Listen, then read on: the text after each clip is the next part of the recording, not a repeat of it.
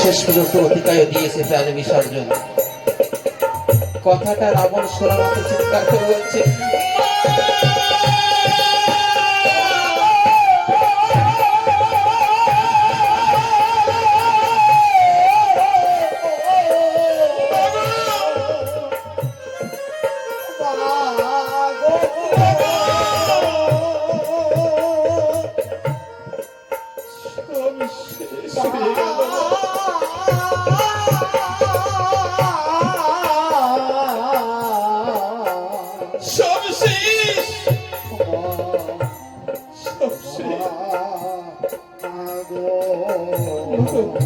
আমি তো সারাটা জন্ম তোমার টাকা চলে পুষ্প চলে দিলাম, আমার একটা আশা পূর্ণ করলে না মাগো।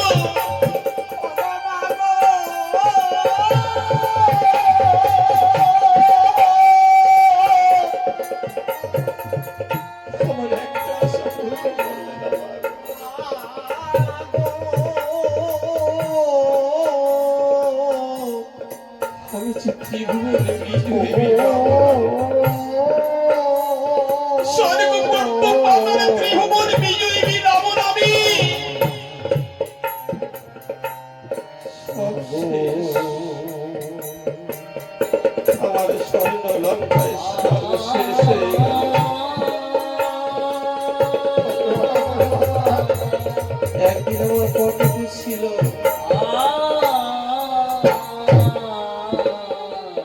এখন আর কেউ,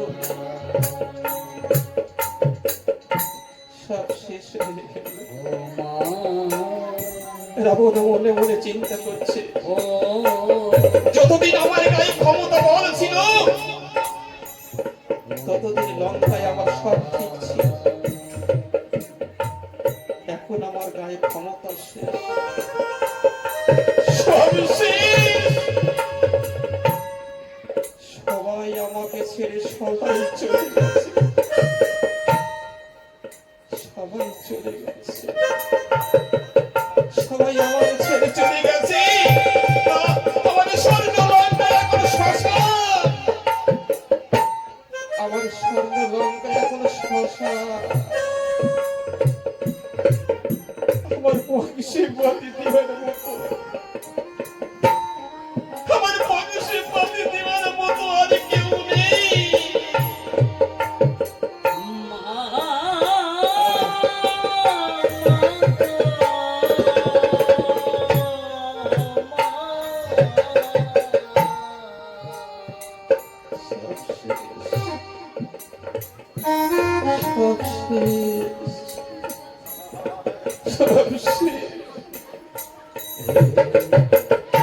সকলিয়া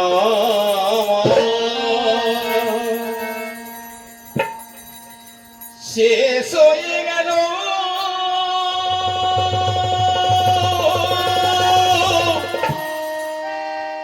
সব শেষ,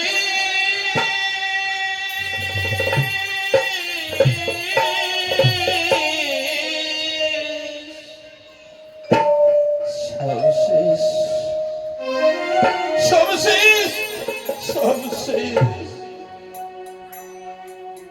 সব শেষ হয়ে গেল। হে সকলি আমার শেষ হয়ে গেল,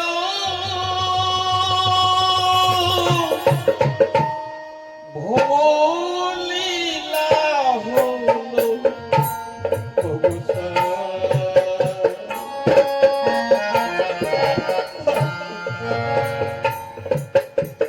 ভবলীলা হলো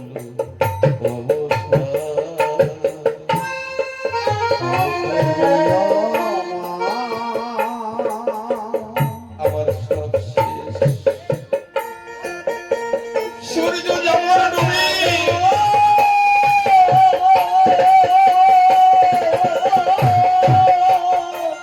সূর্য ডোবার পরে যেমন আধারে নেমে আসে, রাবণ মনে মনে চিন্তা করছে, আমার স্বর্ণ লঙ্কায় এখন সূর্য ডোবার সময় আধারে নেমে আসে।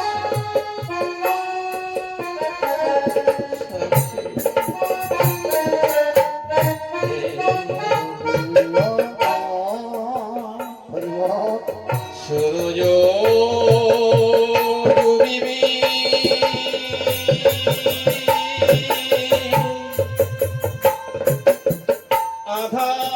আধারে নামিবি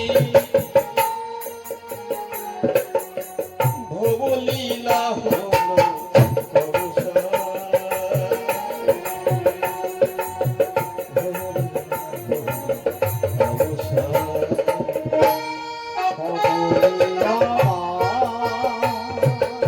রাবণ মনে মনে চিন্তা করছি, এবার বুঝি আমার জীবনের শুরু।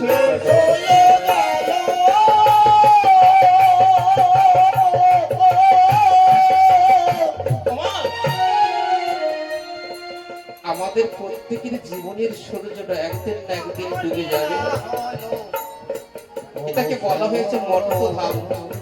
যদি মিটে মরতে হবে মর্তধামে, অমর কেহ নাই, সবাইকে সুন্দর পৃথিবী ছেড়ে ছেড়ে বিদায় নিতে হবে।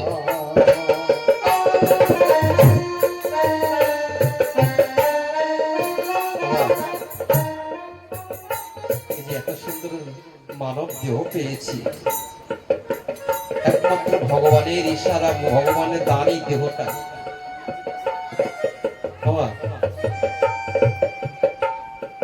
এত সুন্দর দেহ পেয়েছি, এত সুন্দর মানব জন্ম পেয়েছি, সবই ভগবানের কৃপায়। আমরা মাতৃগর্ভে যখন ছিলাম, 1 মাস একটা আগুনের সমানে ছিলাম। 3 মাস দেহ গঠন, 4 মাস কেশ লোমের জন্ম, 5 মাসে পঞ্চাত্মা খিতি অপ্রেতি মরমম দেহতে মিলন। 6 মাসে ভালো বলতে জানিতে পারি না, 7ম মাসে ভগবানের কাছে বলি না, ভগবান ভগবান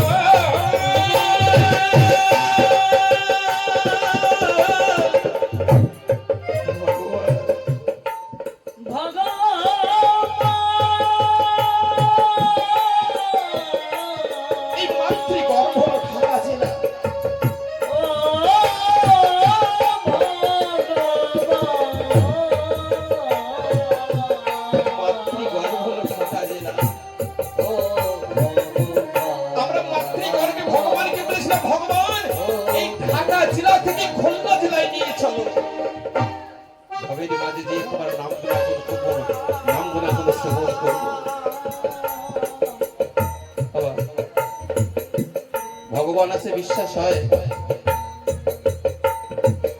অনেকে বিশ্বাস হয় না ভগবান বলতে কিছু নেই না।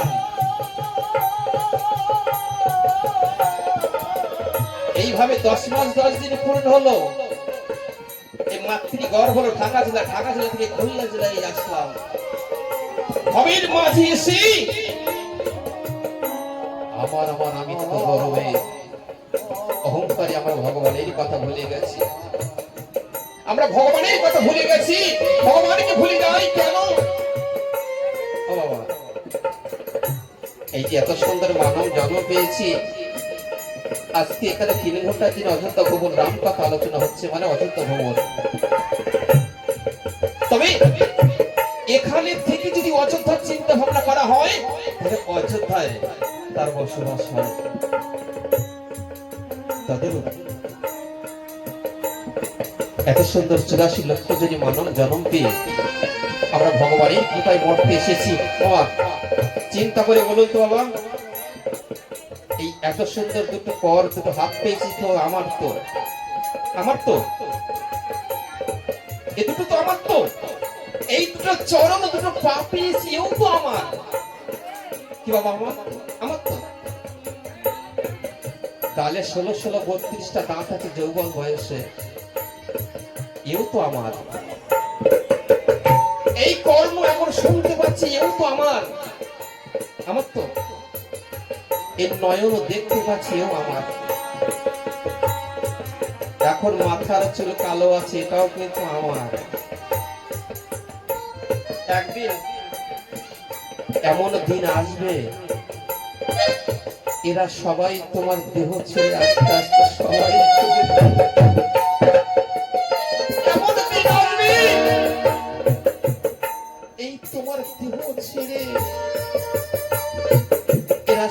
সময় আস্তে আস্তে সবাই চলে যাবে, কেউ কোনোদিন ধরে রাখতে পারবে না। পারবে কি মা? বলো তো, এখন 16-16 দাঁত আছে, বয়স হলে এরা আস্তে আস্তে চলে যাবে। এই দুটো চরণ আছে, দুটো পা আছে, যেখানে ভগবানের গুণাগুণ হবে সেখানে নিয়ে যাওয়ার জন্য আমাদের দেহ হলো তরি। তাহলে দেহ যদি তরি হয়, দেহ যদি তরি হয়, তাহলে তরির থেকে মাঝির তো প্রয়োজন না। এই দেহ তরিকে কি মাঝির তো প্রয়োজন হয়। মাঝি হলো কি? সদ্গুরু। যে গুরুর কাছ থেকে দীক্ষা নেবে সেই হলো মাঝি, সেই হলো তোমার ভগবানের মাঝি। ভগবান দর্শনে, ভগবানের রাস্তা তোমার দেখিয়ে দেওয়ার জন্য। জয় জয় রাম শ্রী রাম জয় গো হরি হরি।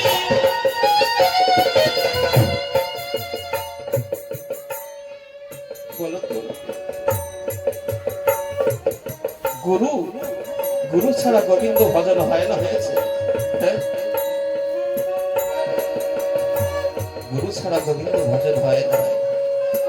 গোবিন্দ ভজন করতে গেলে গুরুর কাছে দীক্ষা নিতে দেহটাকে পবিত্র শুদ্ধ করতে হবে, তবে তো ভগবানের দর্শন পাবো।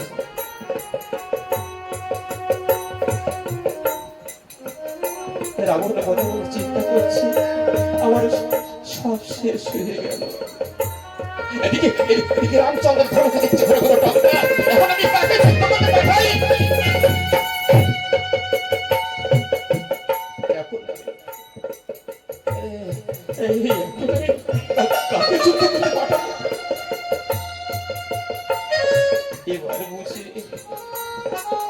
এবারে বুঝি আমার জন্য আমি যুদ্ধ করতে।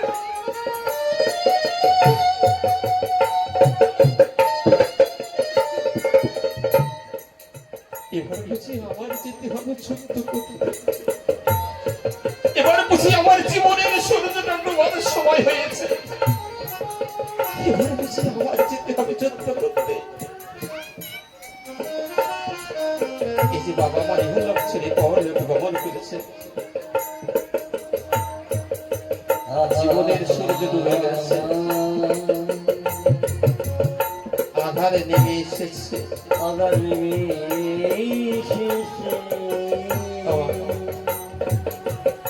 যতই কাজ হোক না কেন, যতই দেখো না আর আসবে না। তবে আত্মা কোনোদিন মৃত্যু হয় না, আত্মার মৃত্যু নেই। আত্মার মৃত্যু হয় না, আত্মা কোনোদিন মরে না, কেবলমাত্র দেহটা পরিবর্তন হয়। ভগবান কিন্তু আত্মা কোনোদিন বসিয়ে রাখে না, ভগবান আত্মা কোনোদিন বসিয়ে রাখে না। রাবণ চিন্তা করছে, তাই এবার আমি কাকে যুদ্ধ করতে পাঠাবো?